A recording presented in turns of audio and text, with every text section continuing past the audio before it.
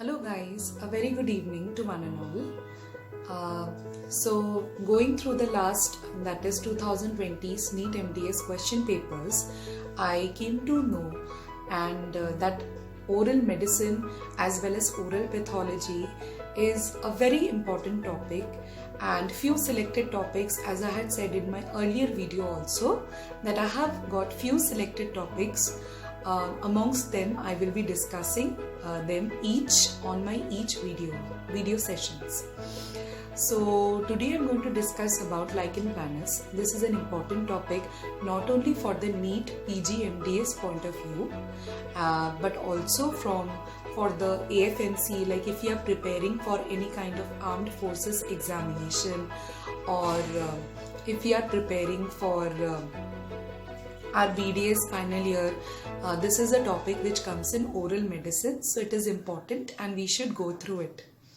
So today I'm going to discuss about lichen planus. So lichen planus is an inflammatory disease. From the name itself, it signifies some sort of fungus, some sort of fungal lesion.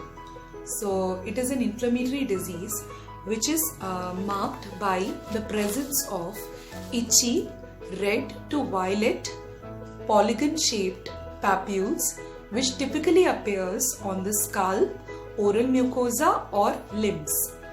So previously, Patrick, he discovered the presence of lichen planus in 1993, and he defined it as a unique cutaneous entity that is present on the skin, consisting of an eruption of papules, distinct in color, configuration in patterns, and location, appearance, and in microscopic and gross structure. So it is basically a presence of, it is actually a naturally occurring saprophyte, a plant, that is a fungus strain.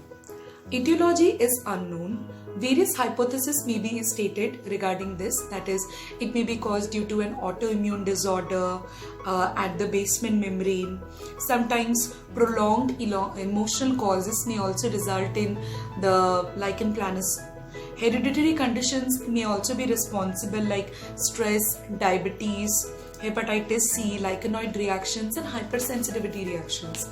The various types of oral LP, that is lichen planus, is reticular, papule, plaque-like, bullous, erythematoid, and ulcerative.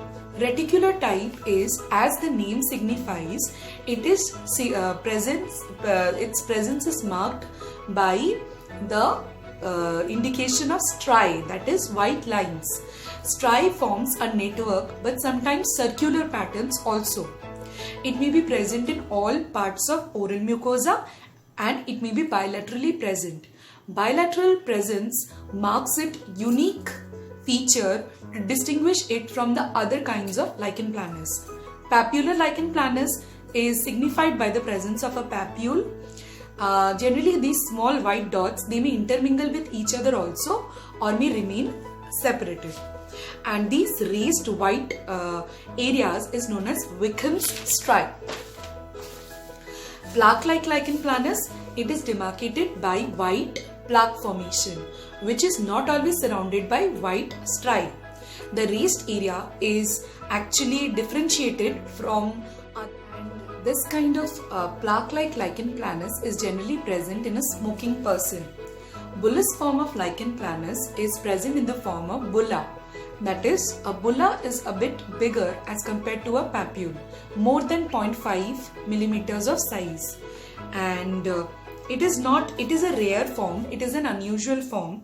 Then comes the erythematous form. The name itself signifies that it is present in the form of red erythematous areas, and frequently seen. This is associated with desquamative gingivitis, where the layer of gingiva, it goes away or withers away. Ulcerative form of lichen planus, it is demarcated by the presence of an ulcer. It is most disabling form and seen in the presence of, it is very painful and hence produces burning sensation. That is why we give diazepam sedatives in this kind of lichen planus. There will be intense itching to scratching. treatment is we have to give corticosteroids. And antifungal therapy, for topical relief we can give your lignocaine as well as your benzadiazepine. And lichenoid reactions can be treated by aspirin, as well as by colloidal form of gold gel can be applied, and that is an anti-arthritic drug.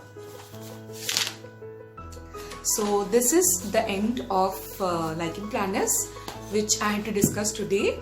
And if you guys have any doubt, do comment on my description box.